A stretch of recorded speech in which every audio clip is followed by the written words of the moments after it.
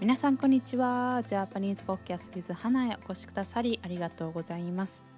このポッドキャストは日本語を勉強中の方へ向けたポッドキャストで、日本の文化やニュース、また私の個人的な体験だったり経験など、様々なことを日本語でお送りしています。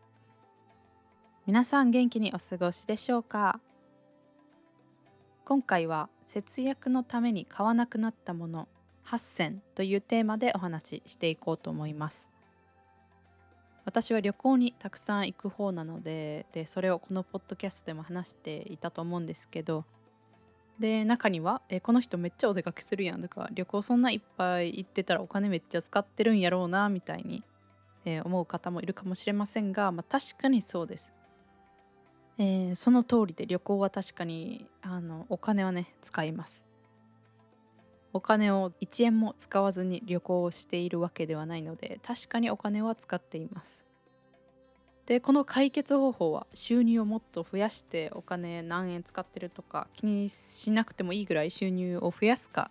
または今あるお金を節約して、貯金して旅行に使えるお金を増やすか、このどちらかですよね。でもちろん今あるお金を投資して将来的にお金を増やしていってっていうのはあるんですけど、それは一旦置いておきます。で、昔は本当に無駄遣いが多かったなって思います。本当に小さなこと、細かいなんかちょっとしたものを買ってたり、お金使ってたなって思います。1万円とかね、数万円するような高価な買い物だと、うわ、お金使ったな、じゃあ今月はあれとあれは、やめとこうとかね、その気持ち的にもセーブできるというか、お金を使ったっていう感覚があると思うんですけど、500円のなんかお菓子買ったとか、飲み物買ったとか、コーヒー一杯っていう感じだと、感覚的にもめちゃめちゃお金使ったなっていうわけじゃないじゃないですか。でもそれが積み重なって、結局は何万円も使っていたっていうことになって、で、いつの間にあれこんなお金使ったっけってなってることが私はありました。で、自分で YouTube をやってみて、で、1円にもならないかもしれないことを自分でやってみて、で、本当にありがたくチャンネルが収益化できて、お金を少しだけいただけるようになって、で、その1円のありがたみっていうのをね、もう本当に知りました。まずは今あるお金を大切に、後悔しないように使おうって、最近ですね、ちょっと前から思い出しました。で、いろいろ考えてみたら、昔はよくお金使っていたけど、最近は買わなくなったとか、こういうものにはお金使わなくなった、または欲が欲しいっていう欲が湧かなくなったっていうものがあるので、今回はそれらについてね、お話ししていこうと思います。で、お金の使い方は本当に人それぞれなので、何に価値を置いてるか、何にお金を使えば幸せになるかとか、気分上がるかっていうのは本当に人それぞれだと思うので、何もこれが正解間違いとか、こうした方がいいよっていうアドバイスでも何でもなく、これは。ただ私はこうしてるなっていう、エピソードなので、そういう風に聞いてもらえればなと思います。ではまず一つ目は、スキンケアとかメイク道具、メイク用品に昔よりはお金を使わなくなったなって思います。私、昔は、高校生の時とかは、もうバイトめっちゃして、で、なんか海外に行った時にセフォラとかに行って、めっちゃお金使うみたいな感じだったんですよね。日本にその時、今もないかな。日本にはセフォラがなくて、で、欲しい商品、セフォラに売ってる商品とかがあまり日本では買えなかったんですよね。だからもう高校生の時はめちゃめちゃバイトして、で、夏休み、冬休みとかそういう休みの時に海外旅行に行って、で、セフォラにめっちゃお金使うみたいな、メイク道具めっちゃ使うっていう感じだったんですよね。で、今考えたらそんな高校生がそんなメイク道具絶対いらんって感じなんですけど、でもその時はメイクが好きでいろいろやってて、しかもその日本っぽい可愛いメイクとか、なんかピンクとかじゃなくて、もうちょっときつめの濃いカラーのメイクとかが好きだし、そのセフォラに売ってる商品の方が好きだったので、で、そういうのにめっちゃお金を使ってしまってました。でもやっぱりもうちょっと大人になって、いやもうそんなメイク道具にお金使わんでいいやんって思ったし、メイク道具にお金使うよりも、まずはその睡眠とか食事、健康面に気を使う方が100倍大事って思いました。その健康な状態を保ってたら、全然安い商品でもなんか綺麗にメイクできるんですけど、まず自分の肌の状態とか健康面が良くないと、もうどんな高級な商品を使ってもダメなので、で、その高校生とか大学生の頃に比べて外出する頻度は圧倒的に減ったので、私は。なので、メイク道具とかスキンケアにお金を使うことは昔に比べると本当に減りました。これはもちろんその使っていればいつかはなくなるので、なくなったら買ったりっていう感じですね。でも、そのお店に見に行ったりするのは好きです。お店に見に行ってなんかいろいろ試してっていうのは好きだけど、いざ買うってなったら、いや持ってるしいらんなってちょっと思いとどまることができてるので、昔に比べると本当にここにお金を使う額は減ったなって思います。では次、これもなんか1つ目2つ目はめっちゃ女性より、男性の方は共感してくれる人も少ないかもしれないですけど、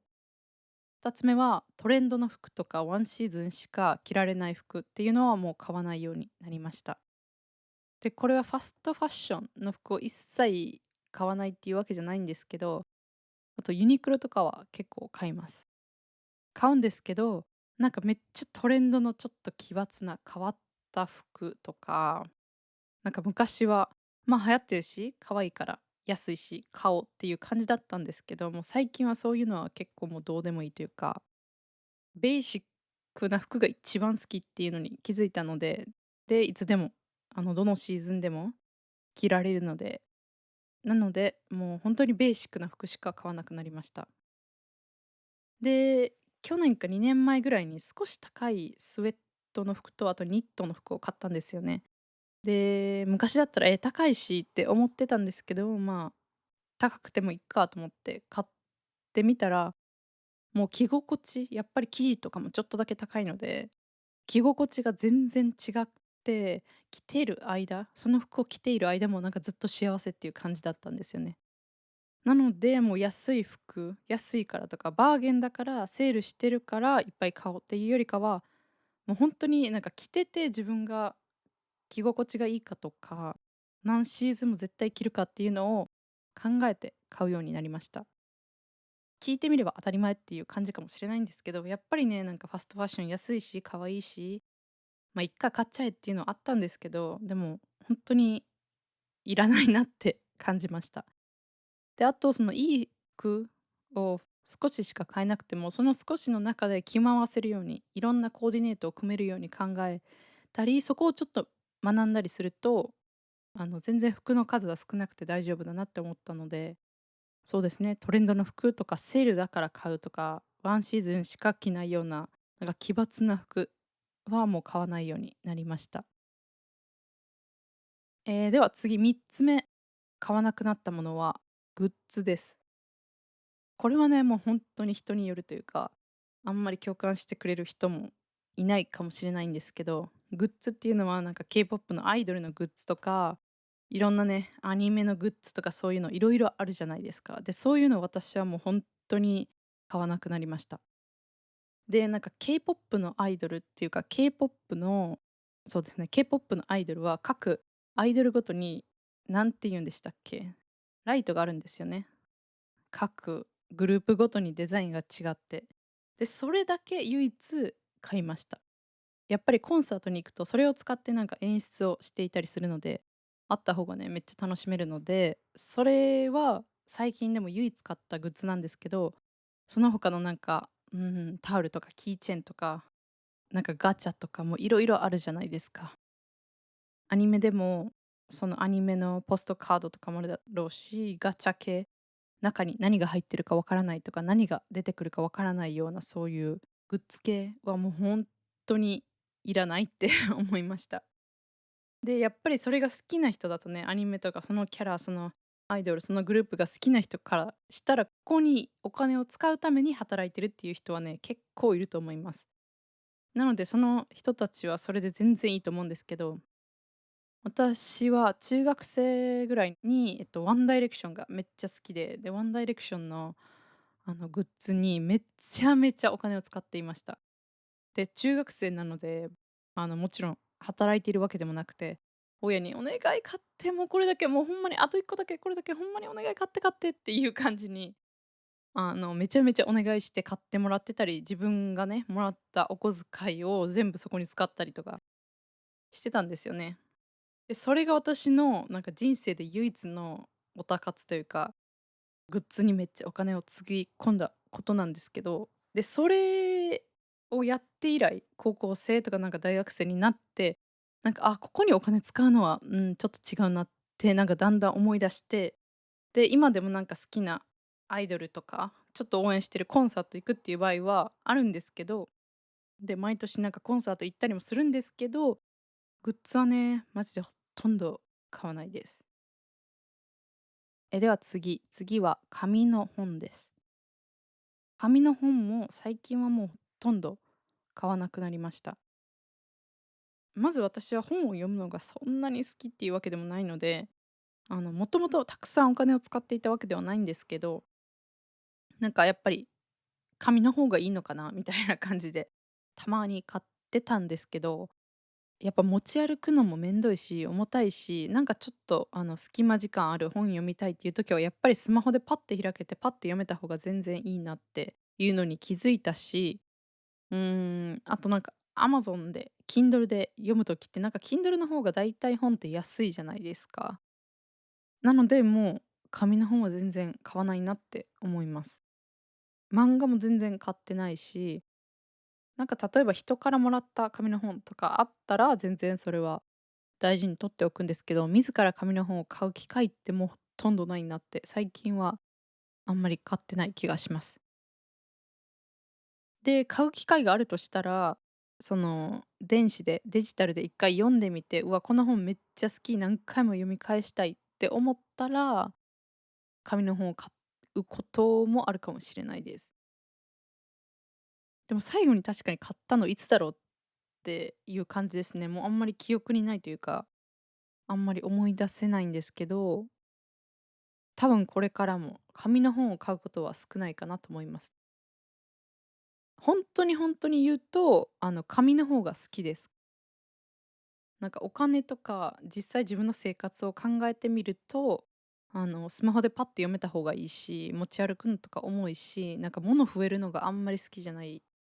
し、そんな、いらないかなって思います。あと例えばなんか、言語を学ぶにしても、日本語を学ぶにしても、単語帳とかいろんな文法書とかあると思います。で、それで勉強する人ってたくさんいると思うし、そっちの方がいいっていう人もたくさんいると思うんですけど、私はやっぱりなんか買っても使わないっていう感じだったんですよね。そこにお金をかけても結局自分ってやらないんだって思ったので、もう無料でできるものでいいかなっていう感じです。あとは、PDF ダウンロードするというか、デジタルで買って、いつでもiPad とかスマホとかで勉強できる方がいいなって思ったので、紙の本はもう買わないですね。次5つ目は、お家をいろいろデコレーションしたり飾るためのもの、なんか小物っていっぱいあるじゃないですか。そういうのはもう買わなくなりました。で、これは私が学生の時、留学した時から始まったんですけど、私はその留学してた間、毎年違う家に住んだんですよね。学校がある時はシェアハウスに住んでいて、で、夏、学校がない時は2、3ヶ月とか日本に帰ってきてました。夏の間は日本に帰ってきてたので、で、その間、その自分がいないのに家賃を払うっていうのがちょっと嫌で、てか、その数ヶ月分の、家賃をセーブしたくて、なので毎回その契約を終了して、で、またその学校が始まる前に新しい家を契約してっていう感じだったので、合計で4回、その学生の間だけでも合計で4回引っ越しました。毎回そんなたくさん荷物を持って移動とかできないですよね。なのでその時の私のその荷物はスーツケース2つ分に収めないといけない状態だったんですよね。じゃないと自分もその引っ越しとかいろいろできないし、重いしっていう感じだったので。で、そうするとスーツケース2つ分ってなったらやっぱ最低限の服とか靴とか入れたらもうそれだけでパンパンなんですよ。なのでそんななんか小物をいちいちなんか持って移動するスペースとかもないし、で、なくても何の不自由もなかったし、私はなんかそこまでお家にいろいろこだわりがある方じゃなかったので、もう何にもなくていいやんっていうことに気づいて、いらんやんってなって、もうそっからなんかお家を飾るような、ちょっとしたデコレーションみたいなのはもう全然買わなくなりました。で、なんかちょっとシーズン、いろんなね、雰囲気を楽しむためのハロウィンのデコレーションとかクリスマスのデコレーションとかいろいろありますよね。でもそういうのはもう本当に買わなくなりました。で、なんか将来家を買ってずっとそこに住むっていうのが分かっていれば、まあ、毎年絶対使うっていうのが分かれば全然買ってもいいと思うんですけど、でもなんか、毎年いろいろ買い足すとか、今の私はそこにお金は使わなくていいなっていう結論に至ってます。物は少ない方がいいなって思うタイプなので、そんなミニマリストとかでは全くないんですけど、めちゃめちゃ物が多いわけでもないと思います。で、できるだけ少ない方がいいなって思うので、なんか家を飾るデコレーションとか、雑貨系はもう買わないかなって思います。では次、6つ目はお菓子とかジュースです。で、これは全く買わないわけではないです。買う時は、その友達と遊んでいる時か旅行に行った時です。で、海外旅行に行ったらその海外の珍しいお菓子とかジュースとか飲んでみたい気持ちもあるので、普段生活をしていて、スーパーに買い物に行った時にお菓子を買ったりジュースを買ったりっていうのはしないです。で、別にお菓子とかジュースって100円とか200円とか全く高いものではないですよね。でも、私は本当に肌が荒れやすいので、お菓子とかで砂糖食べまくったらもうすっごい顔中ニキビだらけになるし、あと砂糖大量ってどう考えても体に良くないし、で、こういうのはなんか、一個一個は安いからこそお金をたくさん使ってても気づきにくいものだと思うので、もうこれはね、ほとんど買わなくなりました。学生の時は確かにめっちゃ買ってましたけど、もう今はあんまりここには使わなくなったなと思います。で、ジュースとかよりも、私はなんか考えてみれば、高校生ぐらいの時からもうずっと水かお茶を買っていた気がします。なんかコーラとかもあんまり人生で飲みたいと思ったことがないんですよね。あんまりコーラを美味しいと思ったことがなくて、別にいらんかなって思います。では7つ目は、2つ以上持っているものです。で、これは本当に何でもそうなんですけど、なんかスマホケースとか、あとはトートバッグとか、なんかそういうの私結構何種類も持っていたんですよね。特にスマホケースはなんか気分によって変えたいから、これもあれもこれもって結構昔のスマホではそういう風にしてたんですけど、でも今はもうずっと100均の透明の100円の透明のケースばっかり使っています。で、100均の透明のケースだから、そのちょっとずつ黄ばんでくるんですよね。で、ちょっとずつ黄ばんできて、毎回買い替えるってなったとしても、そんなね、毎月買い替えるわけではないので、半年に1回とかで、それ100円だし、全然いいかなって思います。なので、昔はそのいろいろスマホケースとか持ってて変えたりしてたんですけど、もうそういうのはしないっていうのと、あとトートバッグとかですね。トートバッグとかなんかお土産にも使えるし、なんかちょっとお出かけして旅行したらそこの土地のデザインの可愛いやつとか結構買ってしまいがちだったんですけど、マジで使わないというか、そんな数を持っていても使う場面ってほとんどないなって思ったので、今はその昔から買ったやつがたくさんあるんですけど、もうこれからは本当に今あるやつが全てなんか破れたり、汚れたり、もう使えないってなったら買うなって思います。なんでもコレクターの人ってこれもあれもって同じものをいろいろ買ったりすると思うんですけど、私はもうそれはしないかなって思います。で、あとなんかお金使ってないものあるかなって考えたんですけど、食器とかありますよね。お皿、なんかスープを入れる器とか、いろいろあると思うんですけど、毎日使うものだからいろんな種類が欲しいとか、いろんなデザインが欲しいとか、またはちょっとクリスマスの雰囲気があるもの、ハロウィンの雰囲気があるものが欲しいっていう方もたくさんいると思うんですけど、あとはシンプルに料理は見栄えも大事だから、その料理に合わせてお皿も変えたいっていう人もたくさんいると思うんですけど、私はね、これは違うなって思いました。例えば家族がたくさんいてだったら、シンプルにその必要な数も変わってくると思うので、それはその自分の状況に合わせてだと思うんですけど、これも私が韓国に1学期間4ヶ月とか5ヶ月ぐらい住んでいた時に、その家に本当に食器がマジでなかったんですよね。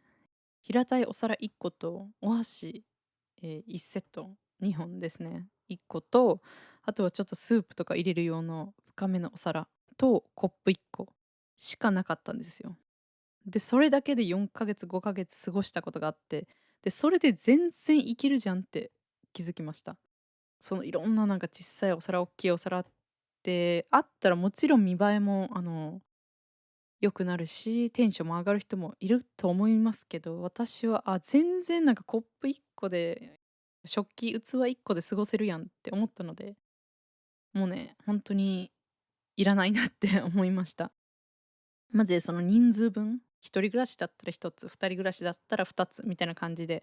人数分あれば全然大丈夫だなっていうことに気づきましたね。なんかもし友達を